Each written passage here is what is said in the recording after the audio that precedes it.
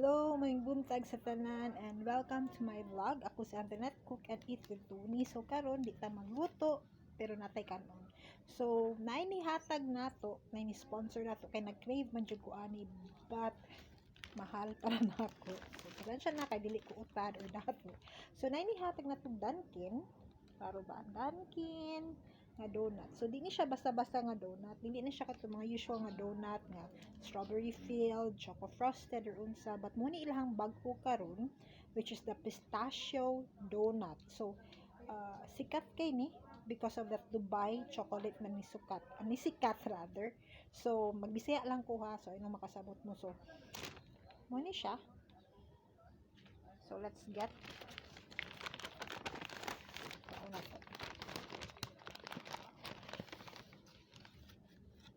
there. Mo ni siya. Like ko siya actually. Okay. And ana siya kalakta. So naa siya real pistachio. If you love pistachio, I really love pistachio. And you know that pistachio is healthy for your heart. So naa siya real pistachio bits diha. Gutong murag iyang red sa babaw. Sa uban kay murag I don't know sa nalang gibutang. So there.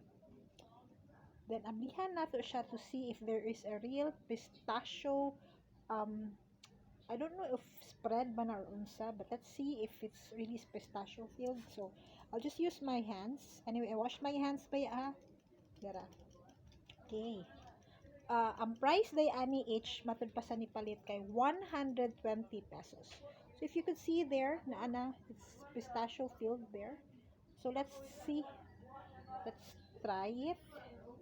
Okay, anaw lang ako siya para makita. Oops. Then let's see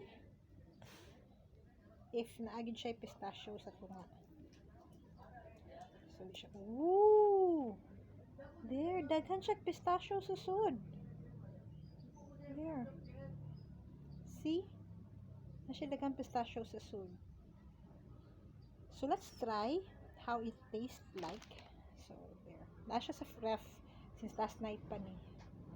So let's taste it.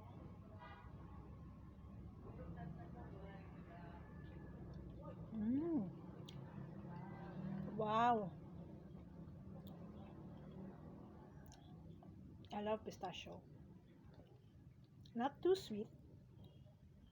Ang compliment